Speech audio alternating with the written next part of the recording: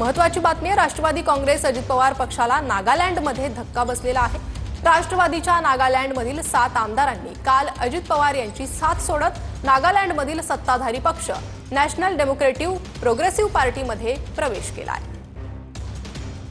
अधिक अपडेट घेणार आहोत आमचे प्रतिनिधी अक्षय मंकणी यांच्याकडून। अक्षय, अजित पवार गटाला नागालँडमध्ये हा मोठा धक्का। राष्ट्रवादी काँग्रेस अजित पवार यांच्या पक्षाचे नागालँडमध्ये सत्ताधारी पक्षामध्ये संपूर्ण 7 आमदार होते।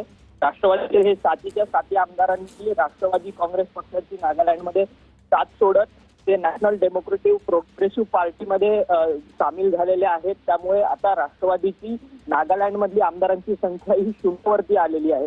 खरं तर नागालँडमध्ये 3 पक्षाचं सरकार होतं। त्या तिन्ही पक्षामध्ये राष्ट्रवादी काँग्रेस पक्ष असेल, त्याचसोबतच नॅशनल डेमोक्रेटिव्ह प्रोग्रेसिव्ह पार्टी असेल आणि भाजप, अशा तिन्ही पक्षांचं एक युतीचं सरकार जे आहे ते नागालँडमध्ये होतं। परंतु आता धक्कातंत्र जे आहे ते युतीच्याच सरकारमध्ये नागालँडमध्ये मित्र पक्षाला देण्यात आलेलं असल्याचं आपल्याला पाहायला मिळतंय। नॅशनल डेमोक्रेटिव्ह प्रोग्रेसिव्ह पार्टीने राष्ट्रवादी काँग्रेस पक्षाचे 7 आमदार जे आहेत ते त्या ठिकाणी फोडलेले आहेत आणि आपल्या स्वतःच्या पक्षामध्ये सरसकट सामील केलेले आहेत। त्यामुळे आता राष्ट्रवादी काँग्रेस पक्षाचे नागालँडमध्ये आमदारांची संख्या जी आहे ती 0 वरती आलेली आहे आणि हा मोठा धक्का जो आहे तो अजित पवारांना नागालँडमध्ये दिलेला असल्याचं सध्या आपल्याला पाहायला मिळतंय।